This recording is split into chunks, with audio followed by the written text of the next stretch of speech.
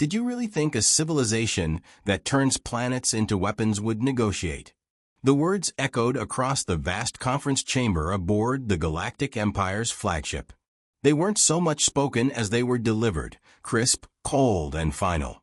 The alien delegates, representing dozens of species from across the galaxy, stared in stunned silence. The speaker, a human commander, didn't bother hiding the disdain in his voice. The message was clear. Humanity wasn't interested in diplomacy. The Galactic Empire had never encountered humans in combat.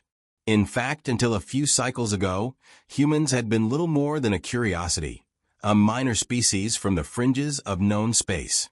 Their home world, Earth, was located in an unremarkable system far from the galactic core. They had advanced at a pace that seemed unremarkable by galactic standards, and their ships were primitive compared to the sleek, advanced technology of the Empire. But what the Empire had failed to consider was that humans hadn't been preparing for trade or peaceful exploration. They had been preparing for war. The first sign that the Empire had miscalculated came when they detected the human fleet appearing almost out of nowhere, materializing on the edge of the Terrace system, a crucial Imperial stronghold. The ships were massive, hulking things, nothing like the Elon warships of the Empire. They were bristling with weapons, covered in layers of armor, and they moved with a purpose that sent a shiver through every Imperial commander who witnessed it. But it wasn't the ships themselves that caused the most concern, it was what happened when they fired. The first shots were aimed at Taros V, a heavily fortified planet that had withstood countless assaults over the centuries. The Empire had invested immense resources into making it impregnable. Yet, when the human ships opened fire, Taros V was reduced to a molten husk in minutes. The humans had developed a weapon capable of bypassing the planet's shields, penetrating its crust, and igniting its core. In the following days, the human fleet moved systematically through the Terrace system. They didn't engage in lengthy battles. They didn't bother with tactics that other species might have considered honorable or fair. They simply obliterated every target in their path with brutal efficiency. The Empire's response was swift, but ineffective. Fleet after fleet was dispatched to counter the human threat, only to be met with overwhelming force. The humans seemed to have an endless supply of ships, each more powerful than the last. Every time the Empire thought they had found a weakness, the humans adapted, evolved, and came back stronger. As the Galactic Empire scrambled to regroup, to find some way to counter this new and terrifying threat, they did the only thing they knew how to do. They called for a ceasefire, hoping to buy time. The humans, however, had no intention of stopping. "We warned you," the human commander continued, his gaze sweeping across the room. "You should have listened." The alien delegates shifted uncomfortably in their seats, their various forms fidgeting nervously. They were unused to such bluntness, such raw hostility. Negotiations in the Galactic Council were typically conducted with flowery language, subtle threats, and veiled promises, but the humans had bypassed all of that. Their message was simple and unambiguous. Your empire has dominated this galaxy for millennia. You've crushed civilizations, enslaved entire species, and ruled through fear. But now your time is over. There was a murmur of protest from one of the delegates, a reptilian being whose scales glimmered in the dim light. "You cannot." The commander cut him off with a sharp wave of his hand. "We can and we will. Your empire never prepared for a war with us because you assumed we were beneath you. That was your mistake." The room fell silent again, the weight of the words sinking in. The Galactic Empire had always prided itself on its superiority, on its ability to control and dominate. But now, faced with an enemy that did not play by the same rules, that superiority was crumbling. "Let me make this clear," the commander said, his voice dropping to a dangerous tone. "This isn't a negotiation. This isn't a warning. This is your last chance. Surrender or face extinction." With that, the transmission ended, and the humans' ultimatum hung in the air like a dark cloud. The delegates were left in stunned silence, their minds racing to comprehend the gravity of the situation. They had never encountered an enemy like this before, an enemy that did not seek territory, resources, or even power, but rather seemed driven by something far more primal and terrifying: the need to destroy. Outside the flagship, the human fleet loomed in the darkness of space, a silent reminder of the fate that awaited the Empire should they refuse the offer on the table. But deep within the Empire's core, in the darkened war rooms where strategy and decisions were made, the counselors and military leaders were already discussing their next move. Surrender was not an option. The pride of the Empire would not allow it. And so, with heavy hearts and determined minds, they began to plan for the inevitable confrontation that would decide the fate of the galaxy. The Galactic Empire had never engaged humans in battle, but they were about to learn, far too late, that some enemies could not be reasoned with. The humans had warned them: perish, and they meant it. The silence in the Galactic Empire's war room was oppressive. Holographic displays floated in the air, showing the positions of the human fleet as it advanced through the Empire's territory. The once proud Imperial Armada, the most powerful force in the galaxy, had been reduced to scattered remnants, fleeing before the onslaught. Admiral Rex, the most seasoned strategist in the Empire, stood at the center of the room, his mind racing as he studied the reports flooding in from the front lines. Every tactic, every maneuver they had attempted had failed. The humans weren't just winning, they were dismantling the Empire piece by piece. "This is unprecedented," said General Koth, his voice tinged with disbelief. His scales, usually a deep crimson, had taken on a paler hue, an involuntary response to the stress.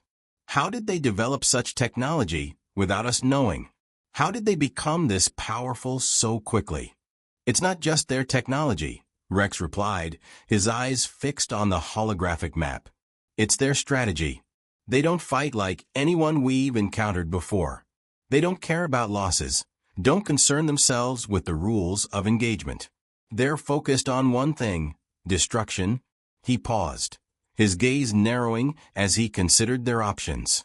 The Empire had faced many threats over the millennia, from marauding species to rogue eyes, but nothing like this. The humans were relentless, and they were close to reaching the core systems, the heart of the Empire. "What's our next move?" Koth asked, though he already knew there were few options left. "We need to slow them down," Rex said grimly. "We can't let them reach the core. If they break through there, it's over." "We've tried that." CTH's frustration boiled over. "Every time we throw a fleet at them, they're torn apart before they can even close the distance. We've lost Taros V, Gore, and Mantar, all within days. They're like a force of nature." Rex turned away from the map, his expression hardening. "Then we need to change the battlefield. We can't fight them head-on, not like this. We need to lure them into a trap somewhere they can't simply obliterate from a distance." CTH blinked, considering the suggestion. "A trap? But where, and with what forces? We've lost so many already." "There's one place they haven't reached yet," Rex said, a flicker of hope lighting in his eyes. "The Shattered Belt." The Shattered Belt was a region of space filled with the debris of long-dead planets, asteroid fields, and ancient derelict stations. It was a graveyard, a place where even the most advanced navigation systems struggled to function. Ships that ventured into the belt often didn't return, lost to the chaotic gravitational fields and hidden dangers lurking within the dense fields of rock and metal. CTH's eyes widened as he realized what Rex was suggesting. "You want to draw them into the belt? That's madness. We could lose our entire fleet in there." "We've already lost our fleets," CTH, Rex countered. "If we don't stop them now, we'll lose everything. But in the belt, we have the advantage. Their weapons are powerful, but they're designed for open space engagements. In the belt, their firepower will be less effective. We can use the environment against them, force them into close quarters where we might stand a chance." CTH hesitated, his mind racing through the possibilities. It was a desperate plan, one that could easily backfire. But they were out of options. and the alternative was certain defeat. Very well, CTH said finally. But we need to prepare carefully. One mistake, and the belt will be our graveyard, not theirs. Rex nodded, already turning to the displays to coordinate the plan. We'll need to evacuate the remaining civilians from the nearby systems. If the humans figure out what we're doing too soon, they'll bypass the trap and strike at our core directly. Hours turned into days as the Empire scrambled to enact Rex's plan. The human fleet continued its relentless march, system after system falling under their might. But as they approached the shattered belt, the Empire began to show signs of resistance. Small, seemingly disorganized fleets engaged the humans at the fringes of the belt, retreating quickly after each skirmish. It was a feint designed to draw the humans deeper into the treacherous region, and it worked. The humans, confident in their superiority, pressed forward, unaware of the dangers that awaited them. The first human ships entered the belt cautiously, their sensors struggling to make sense of the chaotic environment. But they continued undeterred. As more and more of their fleet joined them, the debris fields and asteroid clusters became denser, forcing the massive warships to slow down and maneuver carefully. That was when the Empire struck.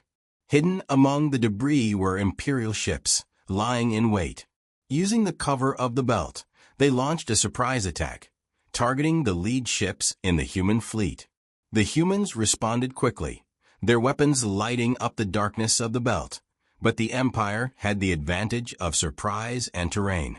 Missiles and energy beams sliced through the void, detonating asteroids and sending shards of metal and rock hurtling in all directions.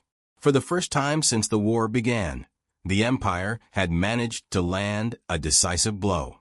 Several human ships were destroyed in the initial assault, their hulks joining the countless other wrecks that floated through the belt. But even as the Empire struck, Rex knew this was only the beginning. The humans were resilient, and they would adapt. The next phase of the battle would be even more brutal. Rex could only hope their gamble would pay off. The shattered belt was now a battleground, and the fate of the Empire hung in the balance. The battle raged on, the chaotic environment amplifying the intensity of the conflict. Imperial ships, using the belt's debris as cover, continued to harass the human fleet. Explosions lit up the darkness, casting eerie shadows across the twisted wreckage floating between the warring forces. Admiral Rex watched from the bridge of his flagship, the Fury of Cath, as his strategy played out. They had managed to destroy several human ships in the initial ambush, and now they were pressing their advantage, pushing the humans deeper into the belt, where their firepower was less effective. But the humans, as Rex had feared, were quick to adapt. Even in this treacherous environment, they were proving to be formidable opponents. Their ships, though slowed by the debris, began to regroup and coordinate their attacks with frightening precision. The Empire's forces, spread thin and relying on the element of surprise, were now finding themselves under intense pressure. "Admiral, the humans are breaking through Sector 4, a voice crackled through the comms. Rex clenched his jaw. He had anticipated that the humans would eventually find a way to counter their tactics, but not this quickly. The plan was working, but the cost was high. Too high. Pull back to secondary positions, Rex ordered. We need to keep them in the belt as long as possible. As the Imperial ships began to retreat, the humans pressed their advantage. Their weapons tore through the debris fields, striking at the fleeing vessels. The once tight, controlled ambush had now devolved into a desperate struggle for survival. In the chaos, one human ship, larger than the others and bristling with weapons, emerged as the spearhead of their assault. The Icarus, a name that now sent a chill down the spine of every Imperial officer who heard it, was leading the charge. Rex watched as the Icarus cut through his fleet like a knife. Its weapons were devastating, blasting apart everything in its path, while its thick armor shrugged off most of the Empire's return fire. The ship was an unstoppable juggernaut, and it was coming straight for the Fury of Cath. Prepare for close combat, Rex ordered, his voice calm despite the turmoil around him. "We can't outrun them, and we can't hide. Our only option is to face them head-on." The Fury of Cath turned to meet the Icarus, its weapons charging for the final engagement. Around them, the remnants of the Imperial fleet fought to hold the line, buying precious time for their flagship. As the two Titanic ships closed the distance, the battle reached its climax. The Fury of Cath fired everything it had, unleashing a storm of energy beams and missiles. The Icarus responded in kind, its guns blazing as it returned fire. The two ships exchanged blows, each hit sending shockwaves through their hulls. The belt itself seemed to tremble under the sheer intensity of the confrontation. Asteroids were pulverized, and debris was vaporized in the crossfire. But despite the Fury of Cath's best efforts, the Icarus was relentless. Its shields absorbed the brunt of the Empire's assault, and its weapons tore into the flagship's hull, ripping through armor and systems with terrifying efficiency. Rex gripped the edge of his command console, his eyes locked on the Icarus. This was it, the moment that would decide the fate of the Empire. "The Fury of Cath is shuddering under the impact of another barrage," a voice shouted. Rex didn't respond. His mind was racing, searching for any possible way to turn the tide. The belt, the battlefield, the conflict, all seemed to close in on him.